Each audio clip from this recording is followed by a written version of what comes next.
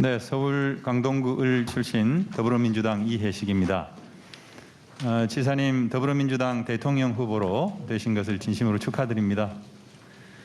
그리고 코로나19 대응 등 민생 현안을 꼼꼼하게 챙겨주고 계시는 우리 경기도 공직자 여러분께 감사의 말씀을 드리면서 질의를 시작하도록 하겠습니다. 대장동 개발과 관련해서 질의하겠습니다. PPT 올려주시고요. 제가 보기에 대장동 개발의 핵심은 결합 개발에 있다고 생각합니다. 대장지구에서는 택지 개발을 하고 대장지구에서 10km 떨어진 이 지도에서 나옵니다만 오른쪽 상단에 신흥동 구시가지에 공원을 조성하는 것이 17,000평 정도. 당시 시장께서는 세금 한 푼 안 들이고 하겠다 이렇게 얘기를 했습니다. 그다음 PPT 보여주세요. 2012년 6월 27일 날 취임 2주년 기자회견입니다. 결합 개발을 시행하고 그리고 시민 세금 부담이 전혀 없이 공원화한다. 이게 핵심인 것 같습니다. 네. 그때 당시는 이 성남시의회 한나라당 다수 의석이었고 공공개발을 줄기차게 반대하던 때였기 때문에 이게 공공개발로 갈지 아니면 민관 합작으로 갈지 잘 몰랐던 시기인데 이때도 줄기차게 그러니까 대장지구에서 공익을 환수를 해가지고 그 재원으로 공원 개발을 하겠다 이렇게 생각하고 있었다는 뜻이죠.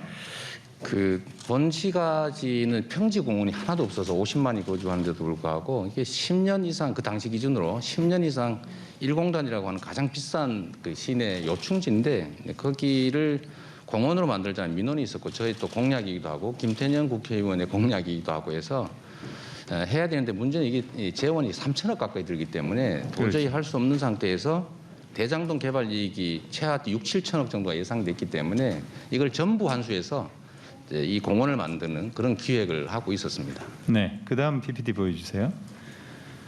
그래서 사전 이익 확정 방식으로 대장동 공원화하는 재원 2,500 성남 1공단 공원화하는 비용으로 2,561억 원 그리고 임대주택 부지에 1,822억 원 도합 4,383억 원을 사전 이익 확정 방식으로 환수를 했고 그리고 2017년 3월 달 부동산 값이 들썩거리는 그 시점에서 다시 추가로 대장동 지역의 터널 공사 등을 추가 환수했죠. 그래서 이것과 관련해서는 민간 개발업자들이 소송을 할지를 몰라서 부재소 특약 확약서를 진구를 하는 이제 그런 방식으로 철저하게 공익을 환수하는 방식으로 갔는데 이때 당시에 이런 방식에 대해서 공산당 같다 이런 말씀을 들었다고 제가 알고 있는데 그 경위에 대해서 잠깐 설명을 해주시기 바랍니다. 이게 원래는 그 100% 개발 이익을 환수할 예정이었고 최대 한 7, 8천억 정도 이렇게 예상이 됐는데 그 당시 새누리당 현재 국민의힘 시의회가 당론으로 이걸 민간 개발을 허용해라, 이제 공공 개발을 반대한다라고 해서 지방채 발행을 부결하고 뭐 공사 설립도 방해하고 당시에 시장 선거를 준비했던 신영수 국회의원 또 이분까지도 민간 개발을 계속 요구하고 있는 상황이어서 결국은 민관 합동 개발 외에는 방법이 없었습니다. 그래서 최초에는 개발 예정 이익이 6,200억 정도였는데 이제 저희가 70%가 넘는 이제 4,400억을 환수해서 아까 말씀하신 것처럼 1공단 공원화하고 1,822억 원을 상한으로 한 임대부지 또는 현금을 받기로 했고 그런데 이게 2015년은 여러분 아시다시피 그 부동산 경기가 엄청 나쁠 때입니다. 그러니까 미분양이 막 속출할 때 있는데 그 자료 한번 보여주시면 좋겠어요. 그때는 이 정도 저희가 환수했는데 그 후에 2017년이 되니까 이제 부동산 가격이 올라가는 기미가 있어서 이것도 하고 좀 그래프 하나 줘보세요. 보시면 2015년부터 2016년까지 이 미분양이 속출하던 때입니다. 이제 이 시점에서 저희가 이제 했는데 이제 27년이 되니까 줄어들기 시작하는 거죠. 네. 그래서 저희가 보시면 저희 2017년 6월에 저희가 그 1,100억을 추가 환수했습니다. 사실 인허가권을 남용했다고 비난받을 만한 사안이었는데 저희가 실시계획 인가를 하면서 이거 더 부담해라. 그래서 주변에 터널 공사 같은 걸 부담시켰습니다. 근데 그렇게 하니까 저희가 사실 한 80% 정도 환수한 꼴이 됐는데 네, 많이 보시면 알려진 사안. 갑자기 이렇게 올라가면서 네. 그 민간 측의 이제 예정 이익, 이제 불확정 이익이 늘어나게 된 것이죠. 저희는 올라가든 내려가든 이게 많이 떨어졌다면 저희들은 그래도 이익은 확보하는 것인데 하여튼 이게 이제 부동산 경기 때문에 지금 이제 국민들께서 실망하는 그런 상황이 발생한 것 같습니다. 네.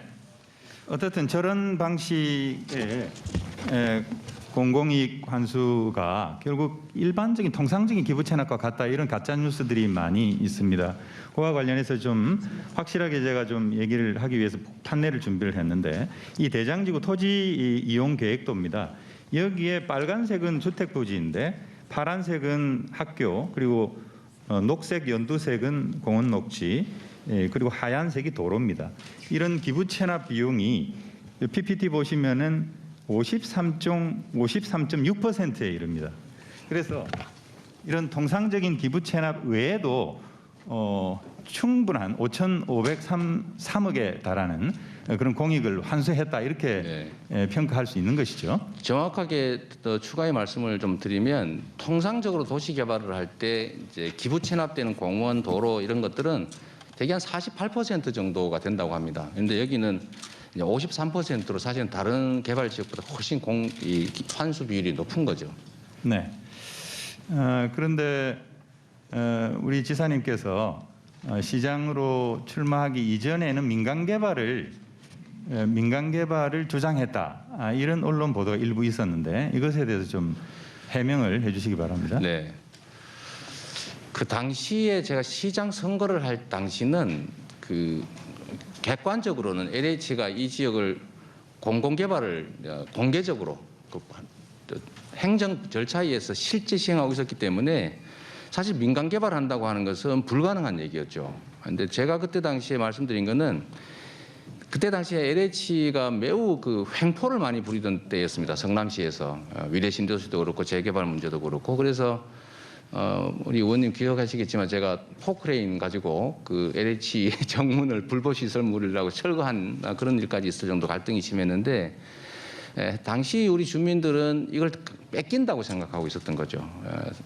그래서 저희는 시 주도의 개발, 민간 개발을 시 주도의 개발을 하되 해당 지역 주민들이 참여하는 방식을 그때는 검토했던 겁니다. 이 LH가 하더라도 주민들에게 일정 포션을 주든지 아니 보상을 충실하게 해라라는 주장을 했던 것이고 저희가 얘기한 건 공약집에도 있습니다만 성남시 주도의 이제 뭐 이런 표현을 제가 써놓은 이유가 사실 그런 것 때문이었죠. 근데 LH가 시행하던 이 해당 부지는 이미 공공개발이 진행 중이었기 때문에 민간개발을 얘기할 여지가 없는 것인데 아마 주민들은 당시에 이미 땅을 민간 개발업자한테 다 판 상태여서 아마 그런 주장을 했던 거 아닌가 싶은 생각이 들고요. 네. 저희는 6월 28일 제가 취임하기 3일 전에 LH가 갑자기 네. 포기했기 때문에 그때부터는 공공개발, 성남시 주도 공공개발을 명확한 입장을 가지고 있었습니다. 네. 예. 이해식 의원님 수고하셨습니다.